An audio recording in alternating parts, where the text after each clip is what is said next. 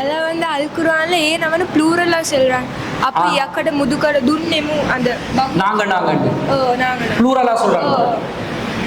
அதாவது அல்லாஹ் தஆலா திருக்குர்ஆன்ல இன்னா ஹலக்னாக்கும், நாங்கள் தான் உங்களை படைத்தோம், இன்னா நஹ்னு நஸ்ஸல்னா திக்ர, நாங்க தான் இந்த குர்ஆனை இறக்கினோம், லக்கத் ஹலக்னல் இன்சான், மனிதர்களை நாங்கள் படைத்தோம் என்று நாங்கள் என்று ப்ளூரலா ஏன் அல்லாஹ் சொல்லிக் கொள்றான் என்று கேட்கிறாங்க.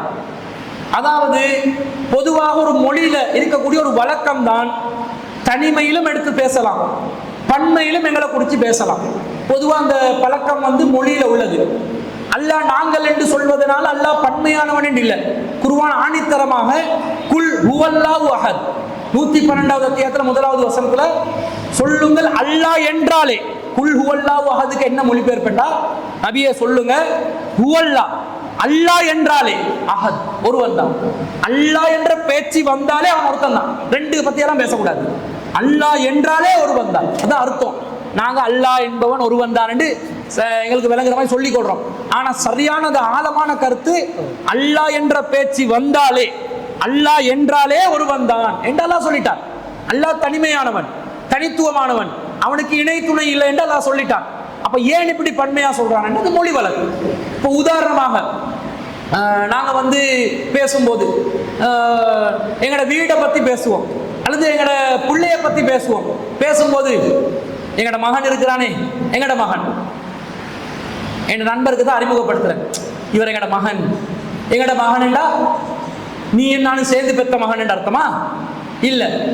அதை வந்து அறிமுகப்படுத்தும் போது நாங்கள் என்ற வார்த்தையை சேர்த்து பேசிக்கொள்வோம். அதே மாதிரி அல்லாஹ் தஆலா தன்னை பற்றி சொல்லும் பொழுது தன்னுடைய அளப்பெரிய ஆற்றல், தன்னுடைய அந்த சக்தி, தன்னுடைய அந்த அடியார்களை அடக்குமுறை செய்யக்கூடிய அந்த வல்லமை எல்லாத்தையும் கொண்டவனாக அல்லாஹ் இருக்கிறான். அவனை பற்றி சொல்லும் போது அவன் பெருமைக்காக கூட, அவனுடைய பெருமையை வெளிப்படுத்தும் விதத்தில் கூட நாங்க செஞ்சோம், நாங்க எப்படிப்பட்டவங்க பாருங்க, நாங்க தான் இறக்கினோம் என்று அல்லாஹ் பயன்படுத்தி கொள்றான். இதை நாங்களும் தான் சொல்லுவோம். எப்படி சொல்லுவோம்? எங்களோட மோதி பாருங்கடா, முடியுமாடா, எங்களை கை வச்சு பாருங்கடா, ஒண்ணு இல்லைண்டா ஆக்கிடுவோம், நாங்க திண்டவங்க வெண்டவங்க சொல்றானா இல்லையா? இந்த நாங்கன்றது யாரு? அவன் ஒருத்தன் தான். ஆனா பேசும்போது மேடைகள்ல, மேடை பேச்சுல நாங்கள் யாரு தெரியுமா, எங்களோட மோதலாமா என்றெல்லாம் பேசுற வழக்கங்கள் மொழியில உள்ளது.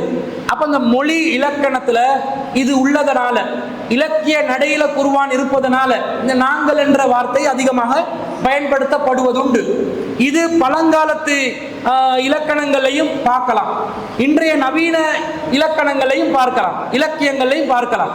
இப்ப ஒருத்தரை பத்தி பேசும்போது எப்படி பேசுவோம்? நாங்க ஒருத்தரை பத்தி பேசும்போது, இன்று நாங்க பேசும்போது ஒருத்தரை எப்படி பேசுவோம்? அவர், அவர் வந்தார்.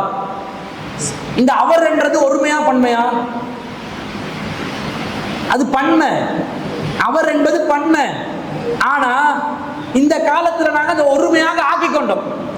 இன்றைக்கு பன்மைக்கு நாங்க என்ன வச்சுக்கிறோம்? அவர்கள். அதுக்கு ஒரு கல்ல சேர்த்து அவர்கள் ஆக்குவோம்.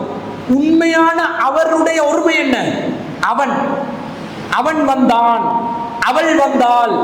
இப்ப அந்த அவன் அவள் என்று சொல்வது எங்களுக்கு ஒரு மாதிரியா இருக்குது, மரியாதை இல்லாதமா இருக்கிறதுனால அவன் அவளுக்கு அவர் அவர் என்றே ஆக்கி விட்டோம்.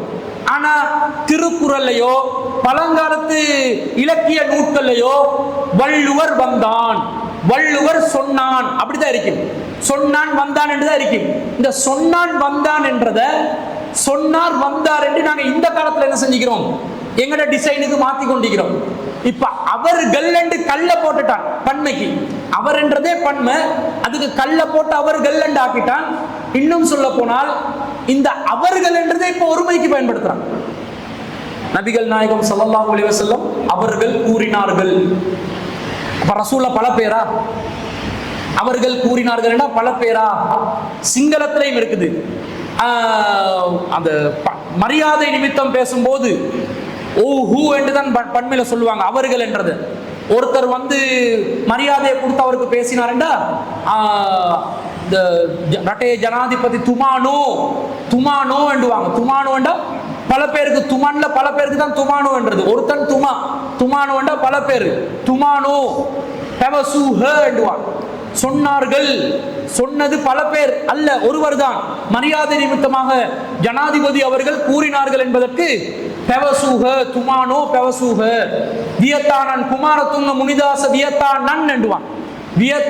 வியத்தான்றதுதான் ஒருமை, வியத்தானன் என்றா பன்மை. ஆனா அதே ஒருவரை குமாரதுங்க என்றவரை புகழ்ந்து பேசுறதுக்காக குமாரதுங்க முனிதாச வியத்தானன் என்றுவான். அது மொழியில எல்லா மொழியிலையும் உள்ள ஒரு பழக்கமா இருக்குது. இதுக்கு சொல்லுவாங்க மரியாதை நிமித்தம் பயன்படுத்தக்கூடிய பன்மையான சொல். மரியாதைக்கென்று பன்மையான சொற்கள் என்ன சொல்லும் பயன்படுத்தப்படும். அந்த நடையில தான் குர்ஆன் நாங்கள் செய்தோம், நாங்கள் படைத்தோம், நாங்கள் இறக்கினோம் என்று அல்லாஹ்வுடைய மரியாதை, பெருமை, அவனுடைய ஆற்றல், அதிகாரம் அனைத்தையும் வெளிப்படுத்தும் விதத்தில் அல்லாஹ் சொல்ற ஒரு மொழி வழக்காக நாங்கள் அதை எடுத்துக்கொள்ள வேண்டும்.